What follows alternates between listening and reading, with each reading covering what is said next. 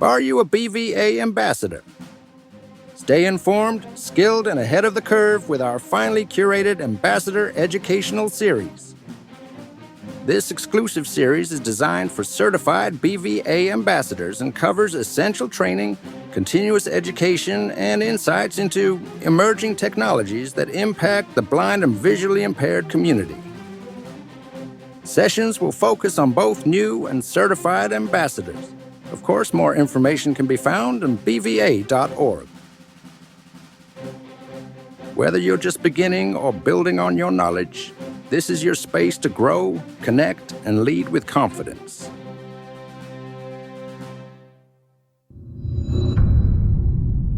Welcome to Visions of BVA. I'm your host, Steve Baskis.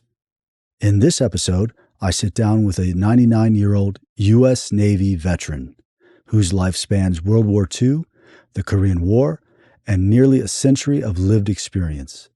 We talk about service at sea, being recalled to duty, adapting to vision loss, and staying active and independent through VA blind rehabilitation. This conversation is about resilience, perspective, and continuing to move forward at any age. Jim, I hope you're doing well. It's good to have you. How are you? I'm doing fine, thank you.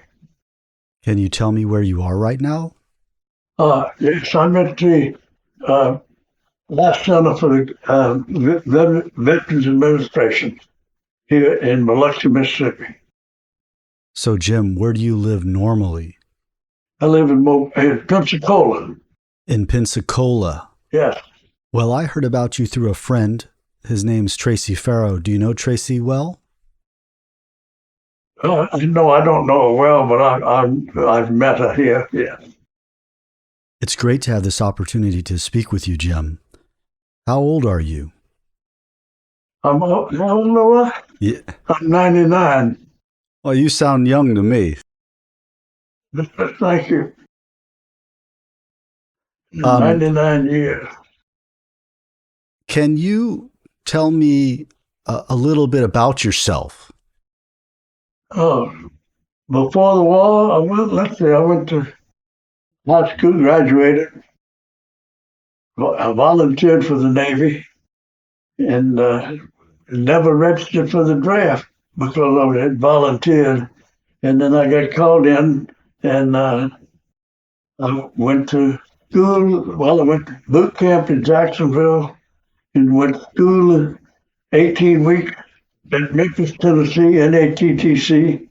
And from there I went to Yellowwater, Florida to learn how to use a machine gun and turrets and that sort of thing. And then I went from there to Cocoa Beach, Naval. It was Banana River Naval Air Station then. And flew in the seaplanes there off the coast of Florida. One time while I was there, we went to search for those 5 torpedo bombers that didn't go back up. What year did you serve in the military? When I was in the military, that was in 1940. 1940, 1945 both. Why did you join the U.S. Navy? I like water. And I always figured if I had a place to walk, I had a place to eat, sleep. When you're on the ground, it's not necessarily true. When you were serving, Jim, what did you do exactly? What was your job? In the Navy? Yes. I was an aerial gunner.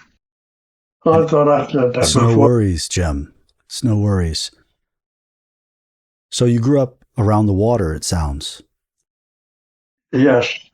I had a buddy and we went to enlist together to be pilots. And both of us watched out. So we wound up as aerial gunners. And yeah, I've been on the water all my kids and my life before that and after that.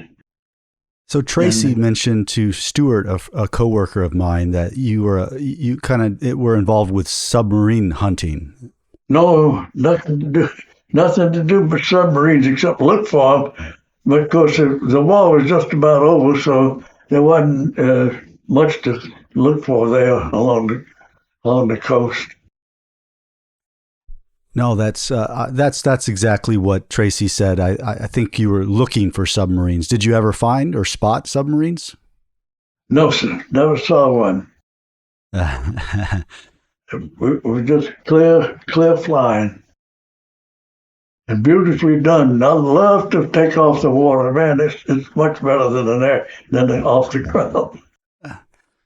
So Much pretty. you're in blind rehab right now with the VA. Is that because you've lost more vision? Yes, yes. And actually, we started out because I'd lost my hearing. Oh, wow. And I have on hearing aids now, and they really work good. The first two pairs I got did not, but this is fine.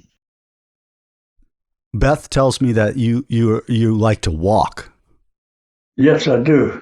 In fact, I walked 2 miles inside this morning, and I've walked 1 mile outside today. Is that the secret to how you've lived so long? I don't have any idea what causes that. If it's from my diet, the only thing I know of is I never drank coffee. Oh, you never drank coffee. Uh-oh. Never drank coffee. I was in the Navy all the 7 years total, and I never drank coffee. Well, that's a good tip. Do you just eat a balanced diet, or do you have specific things you love eating? No, I eat anything I can afford to buy. I understand. Doesn't bother me at all. I believe I can digest nails if I could chew them. How is blind rehab treating you? What are you learning?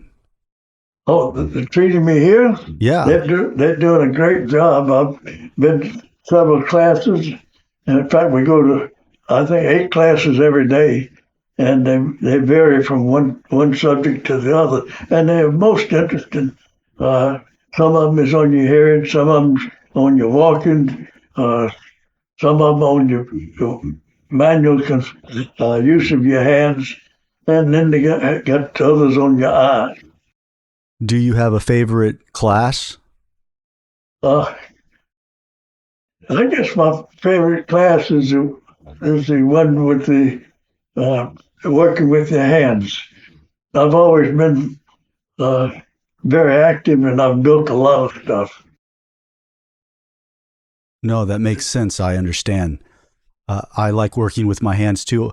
You know, I'm a blind veteran as well. Yes. I'm 40 years old, and I lost my eyesight during combat in Iraq. Well, do you want any more history on my Navy? I do. Sorry? Yeah, I would love to hear more about your I got service. out of the Navy. I was discharged in 1946, and I went back into the reserve in 47 and served 5 years in reserve. And during that time, I was over, not right in Korea, but we were anchored in a place called Pescadores, an island off of Taiwan. It was called, and that's at least Formosa at that time. And we were there to protect the United States. Protect them from being invaded by the Chinese. The General Shanghai's check when he said he wanted to remove his command from China to the islands. And we were there 3 months, sat right there in the China Sea. So what was that like? What was the living conditions like was it on a ship the whole time? Yes, I was on the ship. Yeah, they wouldn't let us. We didn't have time to go ashore. We had general quarters every morning and every night. So we got up and went on general quarters at 4:30, and you got off at night at about 10. And if you had a mid watch, you just lost to sleep. I think half the men on the ship were asleep. Tried to get away, but we never were. It was never. I was never. The ship was never attacked. I don't know how much good we would have been. We only had a 5-inch gun on it. It was a seaplane tending seaplanes. I see. Yeah. They put me from flying in them to watching them on the water, What helping them out. What was the most interesting thing you experienced while serving in the Navy? I don't know what else to tell you. It's pretty bad, some of it. It's up to you. You don't have to tell me something negative. I guess it's just whatever you are comfortable speaking about. Well, it really wasn't all that personally bad, but on the ship there, nobody went ashore except one day every month they'd let us go ashore, just ashore to the beach, and gave us 2 beers, and then we went back to the ship. So that was the total time we were there. But I being a signalman and in the quartermasters, I had an 8-inch telescope on the bridge, on the signal bridge, and naturally this was on a day when they were having a big I don't know what to call it. Anyway, they were all display that they would maybe 1,000 Chinese out on the field. They were all at attention and everything. And I was watching them and see what's going on. I said, I'm sure glad I got out the heat of the day like that. And then I saw a guy come out there, and all he had on was a diaper like these sumo wrestlers. And they put him out there and they chopped his head off. Oh, wow. Executed him. Do you know And why? I was the only one that saw it. And I went down and told the captain. The captain didn't want to believe me. And he said, well, we got one man on the beach. He went over, they asked us to send somebody over there to repair that projector. And when he came back, he said, yes, they executed somebody out there. He said he spit on his sergeant. Wow. Well, that gives you a little thrill to watch something like that. Oh, no, absolutely. They had a big, looked like a sword. Down he came and he lopped it off. Yeah, war is always a interesting thing. Were you recalled? I think you were recalled for Korea, correct? Yes, that was while during the Korean War.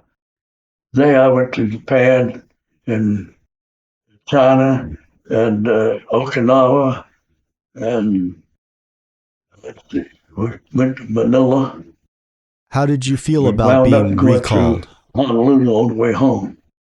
Yeah, Jim, how did you feel about being recalled for service to go back to? Oh, I'll tell you what happened to me that I didn't feel very good about. We got on the ship and I knew we were headed to Japan, and I said, well, I might as well just go ahead and enjoy it. Didn't worry about it. This was in December, and in January my enlistment was up. And while I was on the way to Japan, Truman added a year to my enlistment. I wasn't happy with that. No, it's never fun to get a message saying that you have to serve a lot longer than you expected. Yeah, I had 5 years, and they added another one. I had 4.5 years, and then they added another one to me, making 5.5 years on that one. Jim, got out on December the 23rd in Long Beach, California. The ship was in dry dock. And I drove home, straight home to Mobile. Oh, that's a long drive. Yes, it was. 2,300 miles. Jim, but we made it safely. Saw Santa Claus walking down the street, the highway, and my 2 kids was with me, and they just had a fit to see Santa Claus out there, had his pack on his back and everything, was walking down the highway. The edge of it. That's funny. You lived such a long life. You've experienced so many things, witnessed so many things. Like, how has it? I worked all my life. I started working when I was 12 years old at the service station behind the house, and the light went off. I don't know whether Jim? you can hear me now or not. Yeah, I hear you.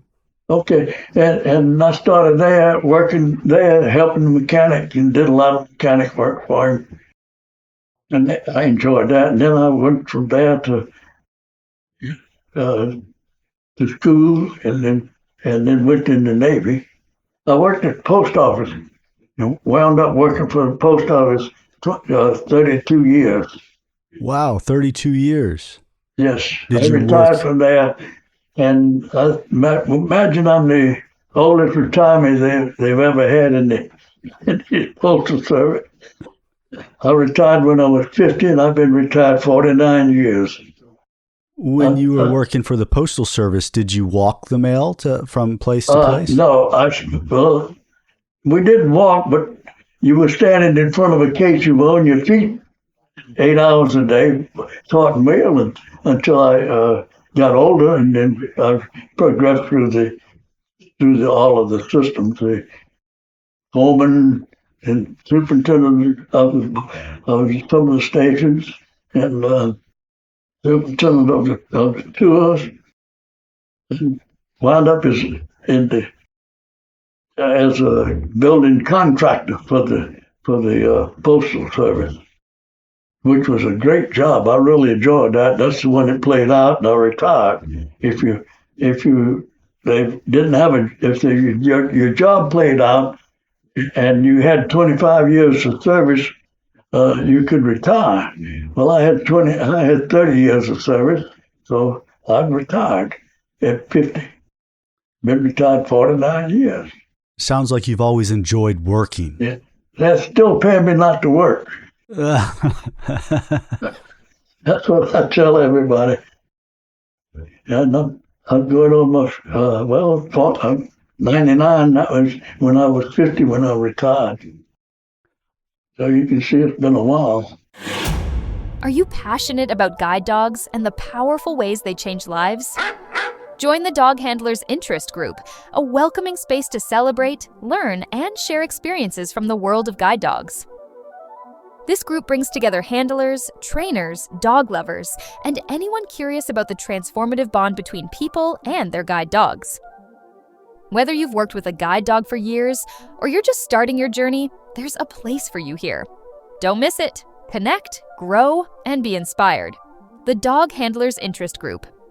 Visit bva.org today for more info.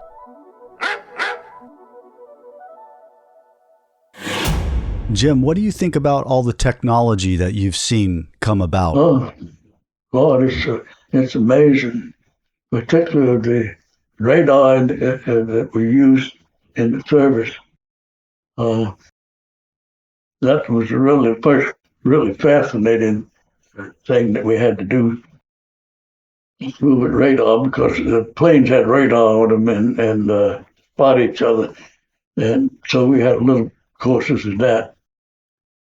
Do you remember, going in when we went to space, the Apollo missions, and do you remember all these different things that happened? Of course, I went at the service. I was working at the post office when the war ended.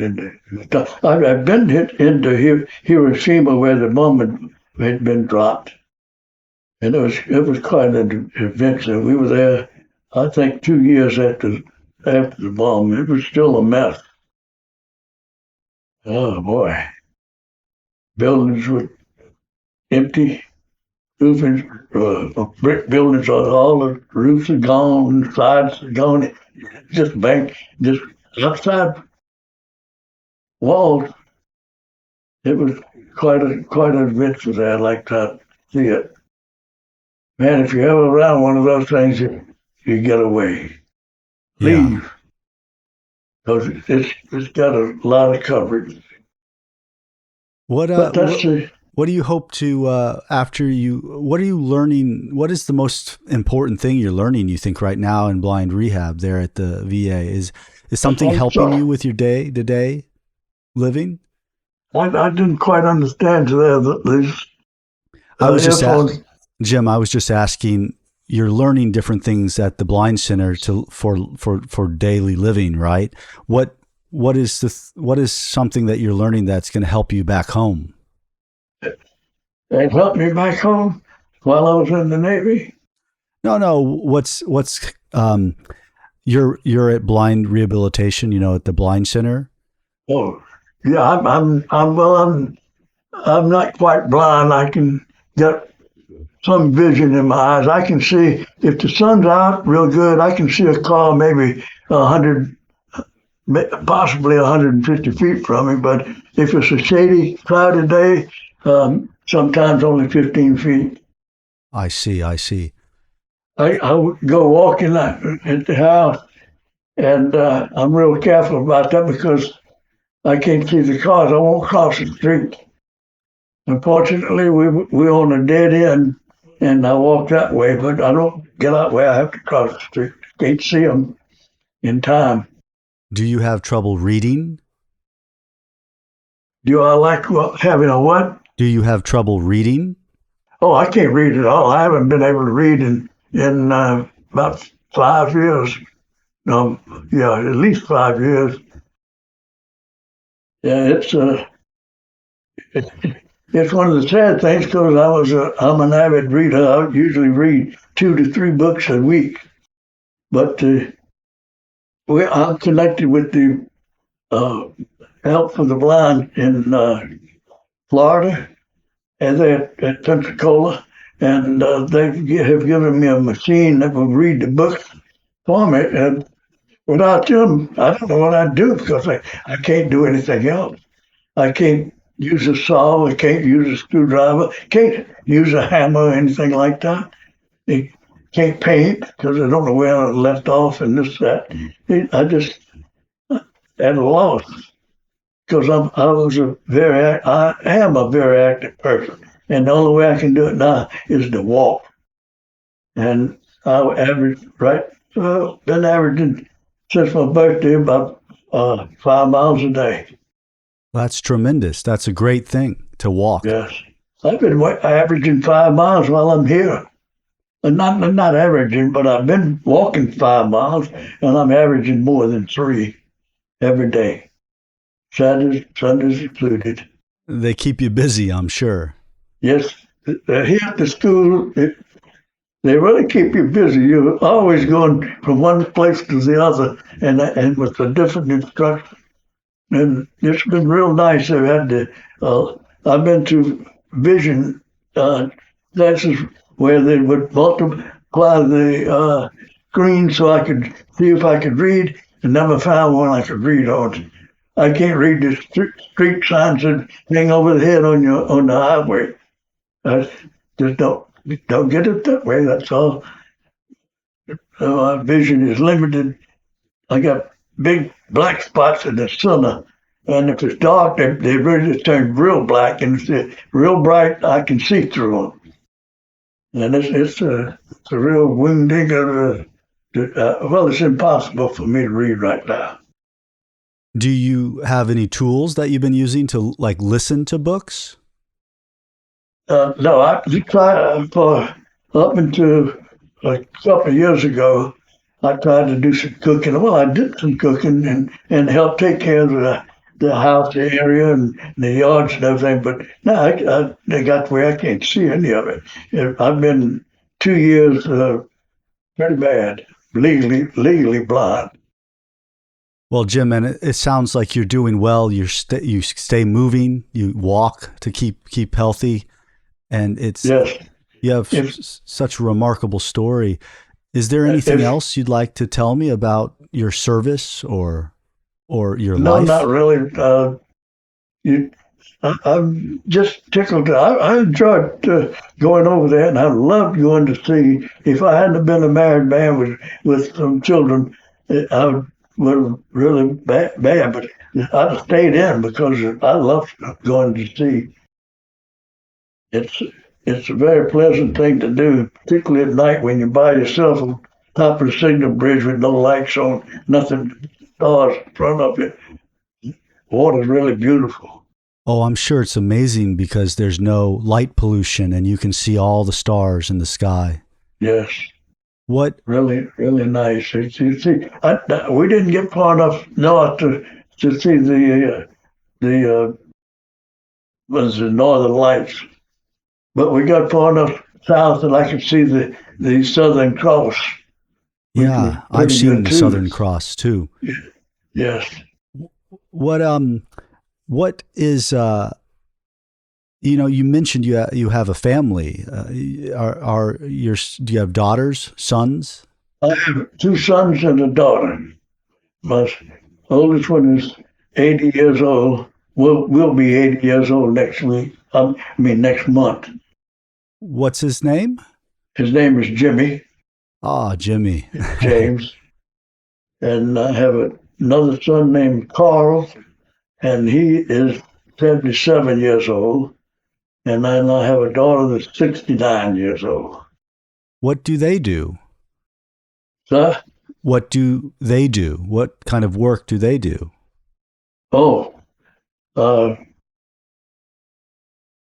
son, last few years, he was a trader, a three-party man for the moving companies. He would take pool tables and tear them apart and recover them, and anything they wanted created, like mirrors and marbles and sailboats, these small ones, motorcycles, and everything. And I used to help him. I worked with him for about 4 or 5 years.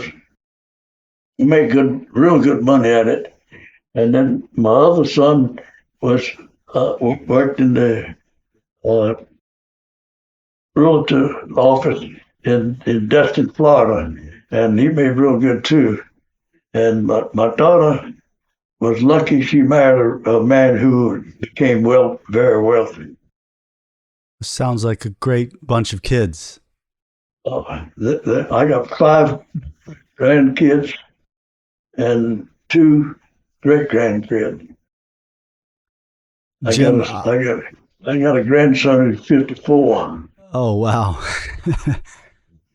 Jim, it's been great speaking with you. I want to give you the chance to say anything else before I let you go, but do you have anything else you'd like to talk about? No, I'm fine. I'm just tickled to death to still be here. I'm in good health. I don't take any medicine, and I walk every day, and I just don't get sick. I never had a headache in my life. I don't have colds. I don't have cough and no headaches. And if I got drunk, I don't have any hangover. So you do drink a little bit. Well, yeah, I used to drink, quite often. Now I drink about maybe 1 drink a week, maybe sometimes 2. It depends on if we have any company or not. But no coffee, no coffee. And we have a swimming pool, so I swim a lot when the water's warm. Well, Jim, I really appreciate you speaking with me. Well, I was glad to do it. It was real nice meeting you and talking to you like this. And I appreciate the opportunity to speak for whatever you wanted to do. Yeah, it's great to have you as a member. You joined the BVA, I think, recently. So thanks for becoming a member. And that's how I found out about you. Well, good. That's great. I'm real proud of them. I'll say this for the VA one last thing. They have been great to me, and they're the finest people to wait on you that I've ever been around. I mean, they are just completely non concerned about you, except they want to do what they can to help you. And they're really great. Not only here, but in Pensacola. Well, thank you, Jim. Thanks for that. And I hope you have a good rest of your you have a good rest of your day. Thank you. Thank you for listening to this episode of Visions of BVA. If you found value in this conversation, please consider subscribing, sharing the podcast, and helping us amplify the voices and experiences of blind and visually impaired veterans. Until next time, stay connected and keep moving forward. Curious about the latest tech and tools for independent living? Join us for the Vet Tech and Educational Series, your weekly destination for new technologies, innovative services, and essential life skills. These interactive webinars feature expert advice, product spotlights, and hands-on strategies to help you thrive.